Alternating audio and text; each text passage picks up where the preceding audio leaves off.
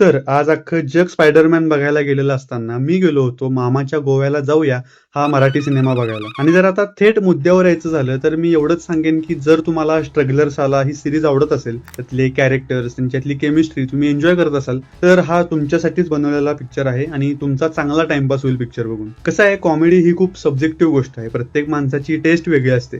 मला जो विनोद आवडतो तो बाकीच्यांना आवडेलच असं नाही. त्यामुळेच मी या वाक्यावर जोर दिला की जर तुम्हाला स्ट्रगलर्स आला ही सिरीज आवडत असेल तरच तुम्हाला हा पिक्चर आवडेल. अदरवाईज यात जो ह्युमर आहे तो प्रत्येकाला झेपेल, प्रत्येकाला आवडेल असा नाही. मी पर्सनली स्ट्रगलर्स आला या सिरीजचा खूप मोठा फॅन आहे आणि जेव्हा मी त्यांच्या व्हिडिओच्या कमेंट सेक्शन मध्ये जायचो तेव्हा सुद्धा काही लोक असे असायचे जे म्हणायचे की हे विनोद आम्हाला आवडले नाहीत किंवा ही भाषा आम्हाला आवडली नाही, तुम्ही असं कसं काय बोलू शकता, हे बघून लहान मुलांवर काय परिणाम होईल वगैरे वगैरे.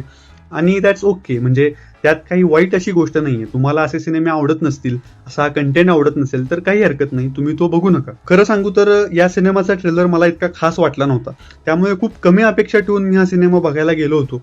पण याचा जो फर्स्ट हाफ आहे तो भयंकर एंटरटेनिंग होता. म्हणजे मी एक्सपेक्टच केलं नव्हतं की याचा पहिला हाफ मला इतका जास्त आवडेल, इतका जास्त हसवेल. मी आजूबाजूला सुद्धा बघत होतो बाकीच्या ऑडियन्सच्या रिॲक्शन्स, तर ते सुद्धा हा सिनेमा खूप जास्त एन्जॉय करत होते, खूप जास्त हसत होते. तर या सिनेमाला किंवा या सिरीजला कोणती गोष्ट खास बनवते माहितीये का?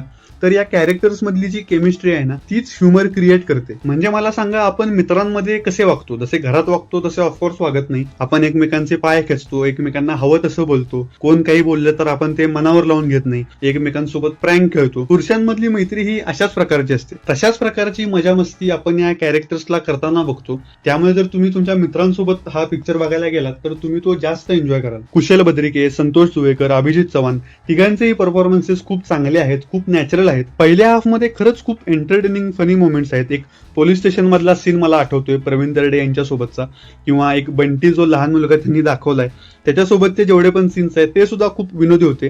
पण हा, एक गोष्ट नक्की आहे की ज्या प्रकारची रॉ लँग्वेज तुम्ही स्ट्रगलर सालामध्ये बघितली असेल ती या सिनेमात आपल्याला दिसत नाही. शिव्या वगैरे तर अर्थातच नाही आहेत.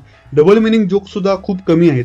एक सिनेमा असल्यामुळे अर्थात काही मर्यादा असतात, त्यामुळे तशा प्रकारचे संवाद किंवा तशी भाषा एक्सपेक्ट करू नका हा पिक्चर बघताना. बाकी ज्या 3 हिरोईन आपल्याला दिसतात या सिनेमामध्ये त्यांना फक्त ग्लॅमरसाठीच घेतलेलं होतं. ज्या प्रकारच्या कॅमेरा अँगल्सने त्यांना शूट केले त्याच्यावरूनच कळते की डिरेक्टरचा काय उद्देश होता त्या सीन्स मध्ये. ग्लॅमर सोडलं तर त्यांचं काहीही विशेष काम नाहीये या सिनेमामध्ये. तर जसं की मी म्हटलं, पहिला हाफ खरंच खूप एंटरटेनिंग होता, पण दुसऱ्या हाफ मध्ये ना कुठेतरी ती मजा खूप कमी होत जाते, कुठेतरी तो थोडा भरकटलेला वाटू लागतो. आणि याचे एक कारण हे सुद्धा आहे की खूप जास्त कॅमिओज आहेत या सिनेमामध्ये आणि त्याच्यातले काही कॅमिओज खरंच वर्क सुद्धा करतात. म्हणजे प्रवीण तरडेंचा जो कॅमिओ आहे किंवा मकरंद अनासपुरेंचा जो कॅमिओ आहे तो खरंच काहीतरी गंमत ऍड करतो या सिनेमामध्ये. पण बाकी जितकेही कॅमिओज आहेत ते काहीच विशेष व्हॅल्यू ऍड करत नाही त्या पिक्चरमध्ये, उलट ते फ्लो खराब करण्याचंच काम करतात. पहिल्या हाफ मध्ये जी कथा फक्त संत्या, कुशा, बाबा आणि अंकुश चौधरी भोवती फिरत असते, त्या कथेमध्ये अचानक खूप साऱ्या कॅरेक्टर्सची एंट्री होते. जो एक साधा सरळ एंटरटेनिंग प्लॉट चालू असतो ना पहिल्या हाफ मध्ये, त्याची काहीतरी वेगळीच खिचडी तयार होते सेकंड हाफ मध्ये गेल्यानंतर. पिक्चरच्या शेवटी त्यांनी एक टिपिकल केओस, जो आपण कोणत्याही कॉमेडी सिनेमाच्या शेवटी, विशेषतः प्रियदर्शन यांच्या सिनेमांच्या शेवटी ज्या प्रकारचा केओस आपण पाहतो तसं काहीतरी करण्याचा प्रयत्न केलाय, पण तो कुठूनच तितका फनी, तितका एंटरटेनिंग वाटत नाही. या पिक्चरचा शेवट खूप जास्त एंटरटेनिंग होऊ शकला असता असं मला वाटतं. तर सेकंड हाफ नक्कीच डिसअपॉइंटिंग आहे, पण ओव्हरऑल जर सांगायचं झालं तर एक टाइमपास म्हणून नक्कीच बघण्यासारखा आहे हा सिनेमा. तुम्ही जर स्ट्रगलर साला सिरीजचे फॅन असाल किंवा याच्यातल्या कॅरेक्टर्सचे फॅन असाल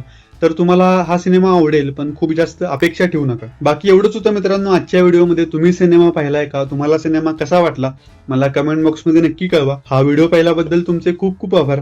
धन्यवाद.